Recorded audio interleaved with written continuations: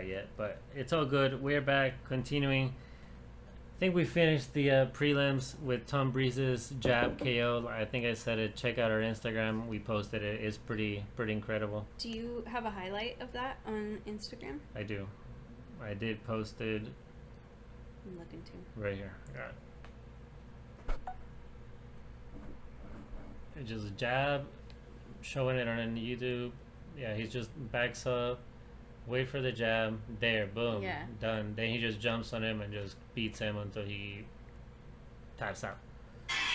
So pretty good jab, pretty incredible. Good performance. He's been knocking everybody out. He only had a loss initially in the UFC, but since then he's been putting in the work and doing really good. He seemed pretty humble too.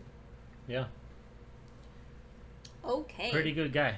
Regardless, continuing to the main event of the evening. Moraes versus Sandhagen.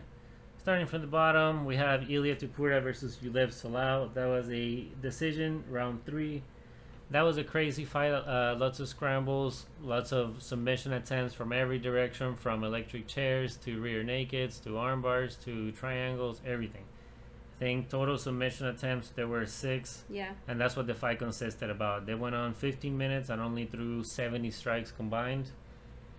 So basically it was mostly rolling around on the ground and crazy scrambles. Cool fight. Not too bad. What's the next fight? You have it? Alan, I'm going to butcher his last name. Baudat? Is that correct? And Tom Aspinall? Yep, so Alan Baudot versus Tom Aspinall. Pretty decent fight. That I know, that was another KO. Another KO by big boys. Those are heavyweights. Tom Aspinall looked good. I don't know. That was a quick fight once again. 17 strikes to 5. Not much to say about that. He got the one takedown in there for good measure, but that's it. I don't remember much else about I'm that trying fight. to, nothing really stood out in my mind about that fight that I can recall. Yeah, the next fight was in the middleweight division between Marcus Perez versus Dricus du Plessis. Who should win just for his name. Yeah, pretty sweet name. He is from Africa, and he's calling out Usman and Francis Ngannou, calling them that, saying that they're not real African fighters because although they are of African descent, they either don't train in Africa or he's like born and raised in Africa. Yeah, so he's saying, listen, I want to be, and I will be the first fully African champion, fully born, raised, and trained in Africa. He's South African, right? Yep, from South Africa. So he's not black. He is super white, blonde hair, kind of like French. Yeah. Kind of like that. I mean, Southern Africa. He was a cool fighter, though. Yeah, he was super cool, super energetic, super accurate. What was your accuracy? He got 44% accuracy, so not super great, but he threw a lot, though. Yeah, so, but it was, regardless, it was a good fight. He kind of got caught Perez. Perez was about to do like a underhand elbow, kind of like a Yair, Rodriguez KO, and he got caught behind the head with an uppercut, so kind of unfortunate. It's a bad place to get hit if you're not expecting it. Yeah, but pretty good fight, and that was the debut for Dricus du Plessis. So I'm a fan, so I hope to see him fighting one more time. And I just think it's funny that, he's calling out Marty Usman from Nebraska. Right, from Nebraska. Grew up in Nebraska and everything, but the land of fireflies. But whatever. Continuing, we had the heavyweight. Rothwell and Tybura. That fight was like watching two giants duke it out. It was stupid. I don't think they knew they had legs because they basically didn't throw any leg kicks. However, those two men broke the record for most strikes thrown. I mean, it's one of them. They might not be the most strikes, but at least second or third, something like that. What were the numbers? Total strikes thrown? Total strikes was over 500. It was insane. Here, I've got it pulled up here. They didn't hit each other as much. Yeah, Tybura had the better accuracy. He was the younger of the two. Ben Rothwell had some hammers. They both had hammers. But Tybura basically took the win with the takedown. Once he got Rothwell to the ground in round 3, that was it. There's nothing else to do. Rothwell just stood there tired and he just kept getting beat up by it. And, he had like so much blood. Like his face was a pulp. Well, the whole time, you know, they're both two big guys, tired, and they're just kind of leaning on each other with smashing big ass punches. But good win. Crazy. It was kind of a weird fight to watch. It's like, when is somebody gonna pass out? Like, what is going on here? Really. But we have the up next. We have the co-main event between who? Barboza and Amir Khani. I did not see this fight. So this fight was crazy. Although it went to a round 3 decision, it was an interesting fight. Makwan Amir Khani is known as a crazy wrestler, kind of like a Khabib style. He will take you down no matter what. Like, he will find you and take you down. He called out Edson Barboza, which nobody calls out Edson Barboza because he has all the kick highlights. You know that kick that Buckley had? Yeah. He also has a kick like that, KO. Like off the chest of another fighter? You know the kick that Sandhagen has, KO, that we're about to talk about? Yeah. He also has KOs like that. So he's nobody like, calls... I taught you all you know. Yeah, like there's a bunch of memes on Instagram, kind of like, you know, like the guys like drinking something. Is Leonardo DiCaprio. He's sitting back on the couch and then he goes like, like spits it like, oh, I know that. Yeah. Anyways, pretty good fight. You could tell what the strategy was in that one. Amir Khani really wanted to counter Barboza's leg kicks and go for a takedown, kind of like Khabib did. And I think that's why he called him out. He's like, listen, if Khabib took him down, I'm just as good as Khabib, and I'm about to prove it. And I'm going to take him down, except... That's not what happened. It didn't work out. Round 1, Amir Khani didn't do anything, and Barboza stayed on the offensive, throwing strikes, attacking. And Barboza's leg, he said it, he's like, listen, I wasn't worried about throwing kicks. I was worried about retracting my kicks. Yeah. Like, he didn't want to throw a lazy kick. It was the moment he did, dude. And Barboza's leg kicks on round 1 were whips. Were they? Incredible speed. Like, the guy was, that's all he was looking for. He was literally just waiting for leg kicks to go for a takedown. And anyways, round 1, Barboza wins it because Amir Khani was told, just sit back, be patient. Round 2, Amir Khani came in a little bit more aggressive. Barboza countered well. Several takedown attempts, but Barboza, bro, he was ready to sprawl at a second's notice. The moment Amir Khani did anything, Barboza wasn't in a incredible sprawl. So, do you have any highlights for that? No, I have some pictures on Instagram. I feel bad I missed that. That was literally when I was putting the baby to bed. She was like, okay, right now. So I missed that one. Yeah. No, I didn't put any video highlights, but for sure it's a scroll down a bit. Yeah, just some picture highlights. Again, at the end of the day, Barboza won all 3 rounds decisively. Nothing else to say about it. I feel bad for Amir Khani. You know, he couldn't execute his game plan, but Barboza looked incredible. Yeah. Is that a video or is that just a... No, it's a still photo. I took a screenshot of a video to give you guys the best content. But no, I did take a screenshot because that's what the fight was about. It was about Edson countering Amir Khani. And he looked serious. And by round 3, there was no takedown. So that was literally Barboza's game plan, was to attack without getting taken down. And Amir Khani's was taken down. So Striker won that one. Yeah. Okay, we got to talk about the main event. The main event in the bantamweight division. Did not disappoint. Yep, we have Marlon Moraes versus Corey Sandhagen. Round 2 KO. The phantom kick.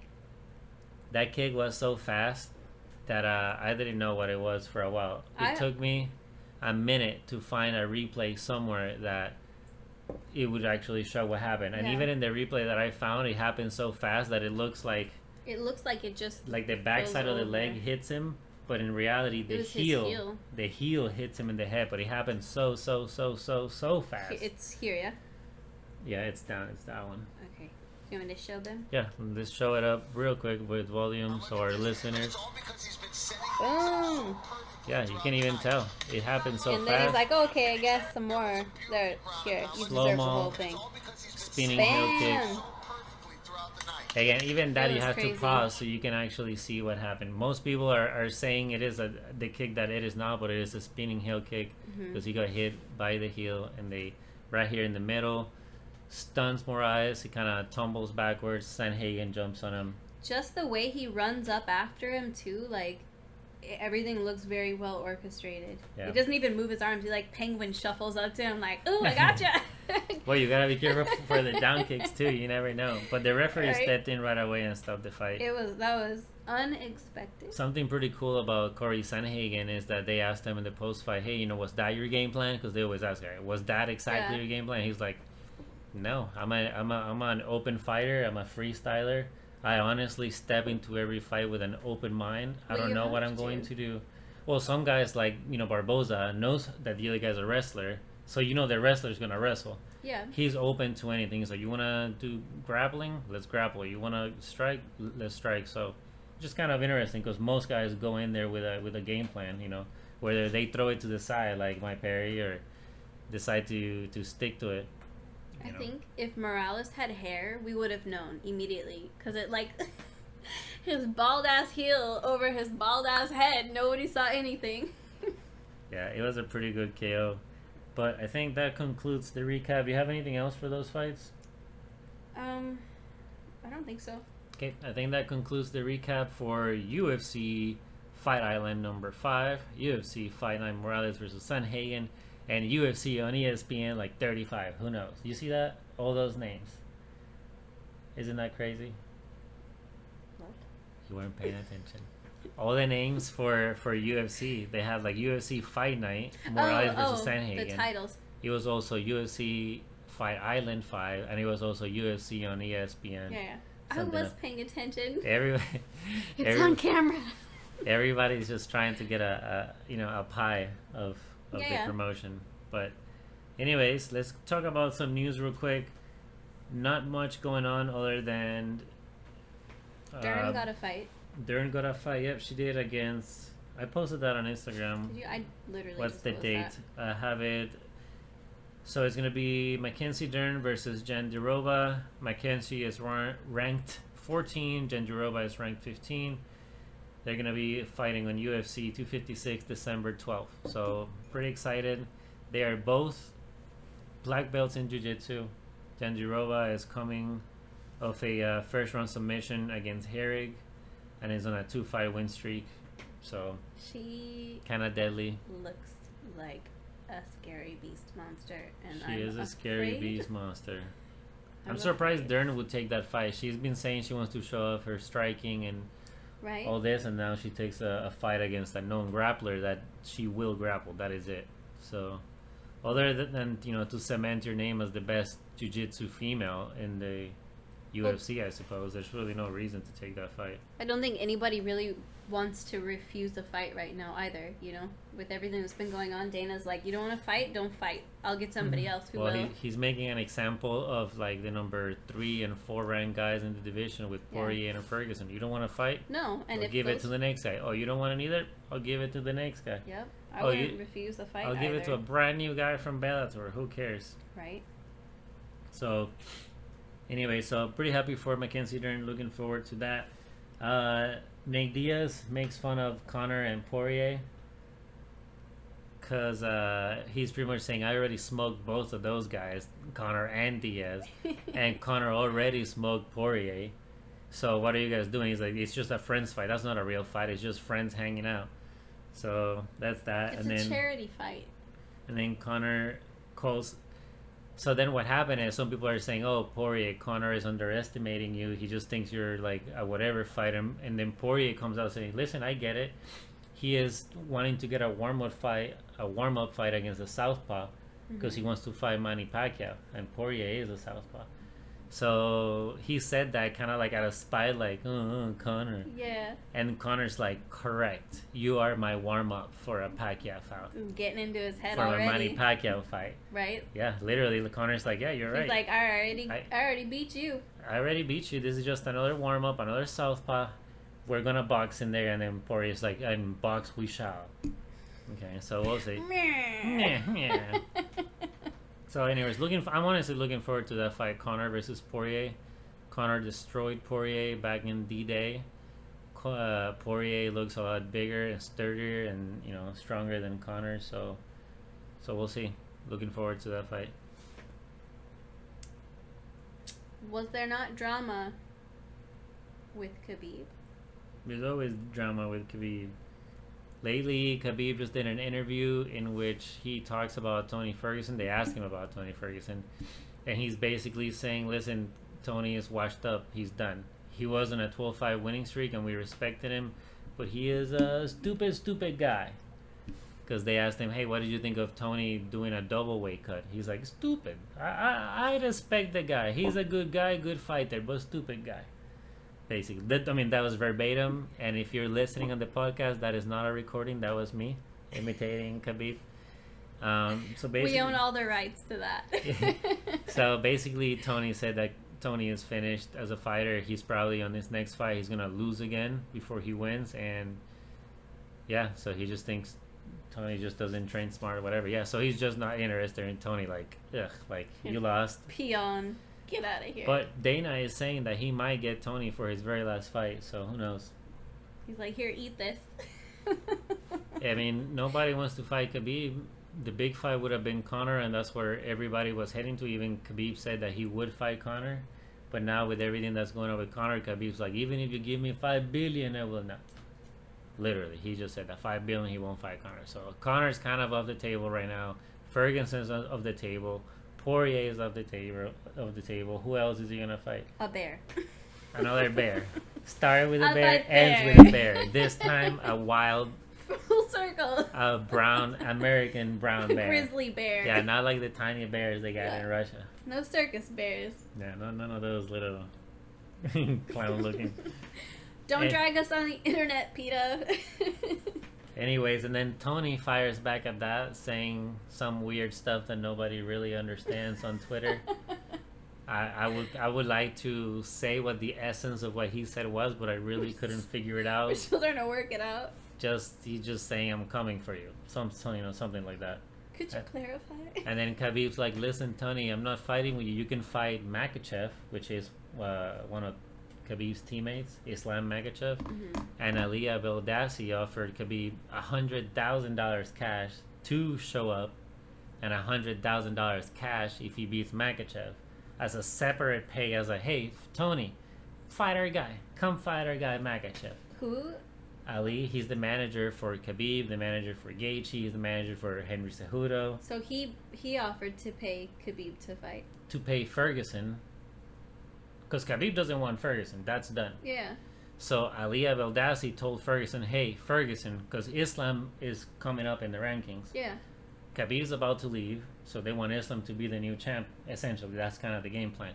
So they're offering Khabib, hey, hey, Ferguson, since you don't want to fight anybody, he didn't want to fight Poirier for not enough money, doesn't want to fight Conor either, doesn't want to fight anybody. Maybe it's not the money. Maybe he's just really done, you know?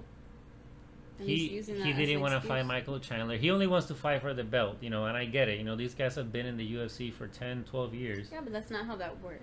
But he lost. He has to get a fight back to win, and that's what they're telling him. So Ali Abdelaziz, whatever you say his name, offered Tony Ferguson $100,000 to show up. I checked. They even posted on Instagram, $100K. He says Islam money to show. And then it says, and then another check, and then Islam money to win, $100K. That's insane. That's on top of what the UFC would pay Tony Ferguson, and which Ferguson said no. Yeah, he said no. He's like, screw you guys, I ain't taking that. I'll do it. He's like, take your bribes and something. He went off again. So pick me. I'll lay in a ball. So we don't know. I don't know who he wants to fight, because that's basically top 5 people. Everybody. I mean, Tony's fought everybody, and I get it. Tony has fought everybody. There's nobody else to fight. So, anyways, he's in a kind of a bad spot. But regardless, that's the drama between Khabib, Tony Ferguson, and Ali Abdelaziz. Continuing the constant drama, we have Adesanya. There's more drama. There's always drama between Adesanya and Jon Jones. The last thing that, obviously, a lot has come out of that, and I haven't been posting all of it because it's honestly childish to some point. So I kind of stopped posting about that. But even Jon Jones said today, listen, I'm putting that beef on ice. Yeah, it's bad when Jones is like, I'm all done. Yeah, even Jones like, all right, buddy. Like, he's like, if you don't want to, he's like, I'm all for hyping a fight. I'm all for, you know, getting followers and all this, but I'm done giving you followers. Yeah. And, you know, whenever you want to fight, let me know. He's like, we're running your mouth already. Basically, and you know, I like his quote. I'm putting this beef on ice. He's like, I got bigger fish to fry. I'm going heavyweight. There's no way I can fight you right now. Like, man, you don't want to come up. So now Adesanya posted the same tweet that John Jones put. Would you guys be upset if I went up and grabbed the belt? Because now Adesanya wants to go up to light heavyweight to take the belt there from Jan Blachowicz. He is all over the place. Yeah, he's kind of... He really is. Like, he's got so much to prove. Israel to himself, really. That he's just like... He goes after everybody. Yeah. But I think, obviously, if he goes up in weight, he'll do fine. He's like 6'4", and he can also just put on muscle and be all right. So I think he is a great fighter, but he ruins it with his yapping. But he's saying, hey, I'll go up to 205, but not to fight John Jones. Like, he's like, I'll fight him, except I will not. Only in the street. Oh, I will definitely get you, but not yet. Except for not. I mean, at the end of the day, whenever they do fight, it's gonna be a massive fight. You know what I mean? They're doing all the build up for it. There's tons of footage already for that fight, so we'll see. Anyways, continuing real quick, Adesanya also talked shit about our boy, Clubhouse MMA friend Marvin Vettori, the Italian stallion. What? Saying that after their loss, Marvin Vettori came to them trying to join their team in humility because he understands he's never gonna be able to beat Adesanya. And Vettori responded. He's like, shut your mouth, boy. He's like, I only said that. The only thing I said was, if I'm ever in town, meaning New freaking Zealand. Yeah. He's from Italy, by the way, Marvin Vettori. He's like, yeah, if I'm ever in town, I'll drop by out of respect for your coach. Because your coach is a legendary coach. Yeah. And I have no beef with him. I hope he would take me and have a training session. Who cares? Right. But he never said that he was going to switch team. He never said that he understands he'll never beat Adesanya. He's like, in fact, I will see you 2021, boy, because Vettori hasn't lost a fight and nobody wants to fight him either. Clubhouse MMA started a campaign to get Vettori a fight, and he finally got it against Jacare Souza, which makes me sad because I love Jacare, but against Vettori, baby, Vettori has to win this fight. So there's that, and then I think that's it. I think that's all the big news, the major news that's been going on in the world of MMA. Let's jump into next week's fights, which is what? UFC Fight Night? Yeah. Saturday, October 17. 4 p.m. Yep. Oh, quick reminder, guys. Bellator weigh-ins just happened, and Chris Cyborg, that used to be in the UFC, is fighting. Woo. So watch out. I'll be posting something about, they just had weigh-ins today. Fights are tomorrow, Friday the 15th. So I'll try to post something about that, but I'm looking forward to seeing Chris Cyborg. I didn't know she went over to Bellator. She got kicked out of the UFC pretty much. Once she lost to Nunes, the UFC was like... They're like, skedaddle. She's like, I won't even re-sign, and they're like, we don't want you. They're like, we're glad you feel this way. He just makes this a lot easier. An awkward conversation, less awkward. Yeah, so anyway, she kind of got kicked out of the UFC, and Dana was never too kind to her, even like Joe Rogan drama, calling her a dude and all this stuff. And anyways, it is what it is. She's happy back in Bellator, and she's doing good. She's fighting. I got her to win, obviously. How can you bet against Chris Cyborg? She's a beast. She trains hard. Yep.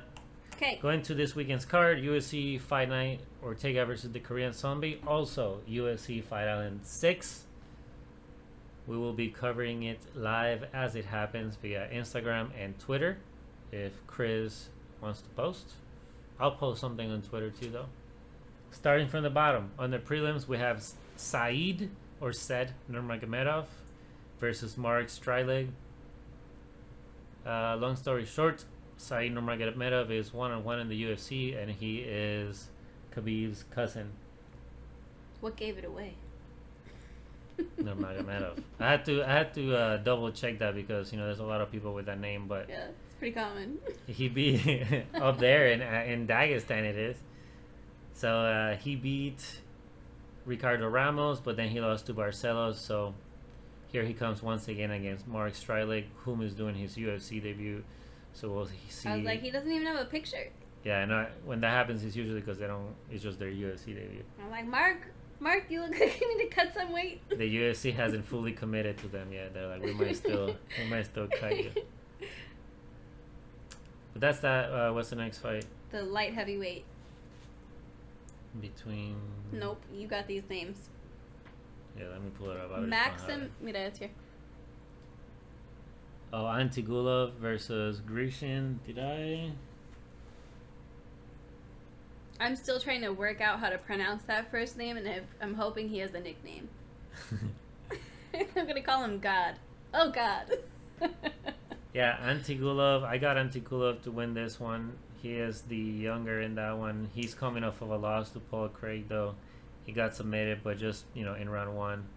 And then he also got a loss against Michał Oleksiak, something like that. But Antigulov should get this one. He is a better striker, I feel. But the fights that I'm excited, though, here in the prelims, we have... Let's see. So, Jillian Robertson versus Poliana Botelho. Mm-hmm. I'm excited for that fight. We got some notes on that. Let's see. Botelho is coming off of one win. And Robertson is also coming off of a single win. Botelho's single loss came to Cynthia Calvillo. And Robertson lost to Macy Barber, our girl. So, I don't know. That should be a fun fight. Botelho is one of the prettiest UFC female fighters, for sure. And, yeah, he kind of lost that. She lost that one fight against Calvillo. She kind of got handled in that fight. Her wrestling is not the very best. And Jalen Gilbertson, which we saw live. Every time I try to zoom in to, creep on people's faces, my phone shuts down. They're like, no, thirsty girl. It's like, no creep. But yeah, we saw her fight, and she's very submission heavy. Who is? Jillian Robertson. Okay. The redhead from Canada that we saw in Tampa. Oh, she dyed her hair pink. Yeah, so that was that's a pretty cool fight. She was beastie too. Yeah, she is. She's swollen. She's really good in the ground too, but I don't know. I would like Botelho, Poliana Botelho, to win this fight. I'm gonna bet against you. Are you? I'm gonna bet against you just for the fight. All right, another fight that I want to see is the Park Young in the middleweight division versus John Phillips. Phillips is coming off of a loss. Park is coming off of a win. Phillips' loss was to none other than Chimaev. Okay. Last Fight Island. Khamzat Chimaev, remember? He was one of the guys that got mauled over in under 7 days by Chimaev. Okay. So hopefully, I want Park Young to win. Park Young to win. I want Park Young to win, but I really would like John Phillips to win just because, he got a really ugly loss. Sounds like you've got some conflicting wants. Well, I just think Park Young is going to win. My brain says Park Young is going to win. However, John Phillips getting mauled like that by Khamzat, I can't wish him to lose. His traps look like they're going to win on their own.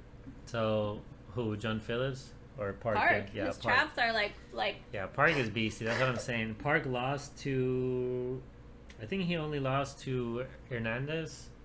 Yeah, to Hernandez via submission, and then Cowboy beat Hernandez. So, anyways, I got Park Young. Kind of feel bad for John Phillips. I hope he wins. Underdog. That's gonna be in the middleweight division. All right. And then that is it. In the main event, we have a handful of cool fights. We have Jimmy Crute versus Modestas Bukauskas. Bukauskas is coming off of a 5-fight winning streak. Sheesh. Just one in the UFC though. Our kids are making noises. There's a UFC Fight Island in our living room right now. We must hurry. Fighting against Crute, who is a light heavyweight coming off of a win. And I guess I have Crute winning that fight. Are they still? The hell? Oh god, our time is limited. Right. Continuing on. I think I have to go out there. You might have to. We'll see. Guys, I'm sorry. All right. Literally, I hear elbows being dropped. Kayla is going to be vacating the studio for a minute. Oh, Jesus. All right, continuing to the co-main event of the evening. We have Caitlin Chukagian versus Jessica Andrade. We know Jessica Andrade beat, I'll just center this a little bit. There you go. We know Jessica Andrade beat Rose Namajunas, and then Rose beat her right back. And Andrade also lost to Zhang Weili. No shame in losing to any of those two ladies. Zhang Weili is the current champ and should be fighting Namajunas whenever they figure that out. I don't understand what's taking so long. And Caitlin Chukagian is coming off of a single win, and she lost to Shevchenko. Current champion Shevchenko lost to Jessica Ai, but has wins against Antonia Shevchenko and has wins against Maya and Joanne Calderwood. So, Caitlin Chukagian versus Jessica Andrade. I'm going to have to go with Caitlin Chukagian on this fight. I think Caitlin Chukagian has the better ground game. She has the height advantage by 7 inches and usually fights at a higher weight class. So, I think Caitlin Chukagian will get this one, being the bigger girl out of the two. Lastly, our main event of the evening between Brian T-City Ortega versus Chan Sung Jung, the Korean Zombie. This is an incredible fight.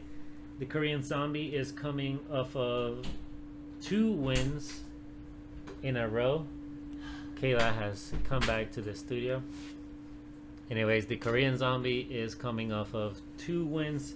Recently, he beat Frankie Edgar and Moicano, which was a really good fight, and he destroyed Edgar. His only losses really have been to Aldo, which obviously there's nothing wrong with that, and he lost to Yair, which is pretty horrible because that was kind of a BS loss.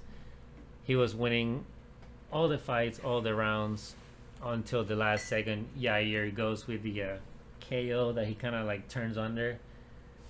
He just kind of like a spinning underhand KO. It was a great KO and knocks the Korean Zombie out. Kind of bullshit KO. Yair lost that fight, but either way, between Brian Ortega and Chan Sung Jung, who do you got? Ortega hasn't fought since December 2018. He was in the Korean Zombie, right? The Korean Zombie, yeah, Chan Sung Jung, yeah. Ooh. He's beast, like I say. He's coming off a 2-fight winning streak. His last loss was to... I think he's going to win. You think so? Yeah. The Korean Zombie? I'm just basing that off of the only thing I know about him, which is his name. The Korean Zombie? Dude, he's beast. I think he bought... He looks like a killer. Yeah, I think... He's chiseled. I'm excited to see him fight versus Ortega. Ortega has been taking a break since he lost to Holloway, since he got wrecked by Holloway. That was a while ago, right? December 2018. Yeah, so, okay, Brian. Good luck. Yeah, so hopefully he doesn't have any ring rust. But at the end of the day, when you get that much damage, probably taking a big layoff is one of the best things you can do. Maybe he'll come back stronger, and it's not like he's just been sitting there doing nothing the whole time. Yeah, he took his little break. He healed up, and then he said it. He's like, honestly, I'm glad I lost because I had lost the passion. He was undefeated until that point, 14-0. He's like, I wasn't getting butterflies. I wasn't excited to train anymore, so I'm glad I kind of got KO'd, and it ignited the spark again. Yeah, so training becomes a little bit better. That's why it's so impressive when guys are undefeated and yet they still manage to find that motivation to keep winning, you know.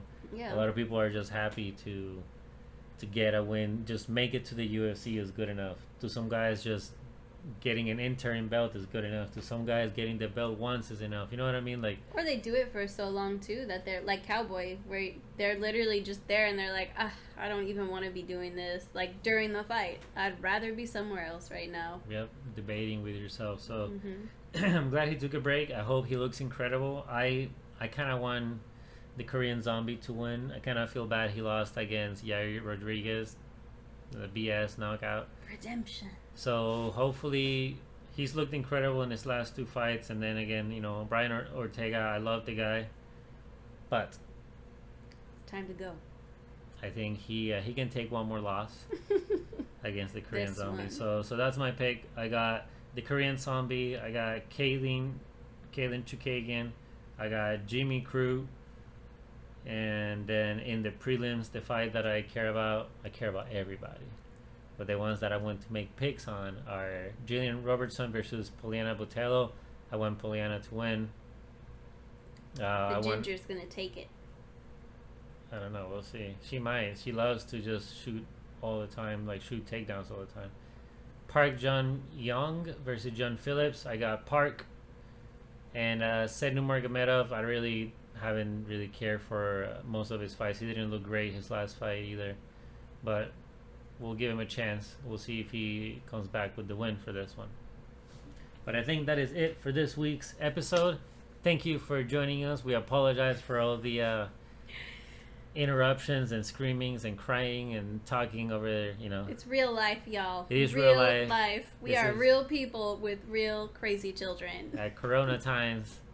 And yeah, so we appreciate you guys staying with us. Thank you for the support. Don't forget to give us a follow on social media. We have our Instagram is popping. Go there and join the conversation. We have tons of people commenting every week, tons of conversations. Go follow us on Twitter and our YouTube. This video will be on YouTube, not live this week. We're trying something different, and it might be in sections because we've had to pause multiple times because of our kids.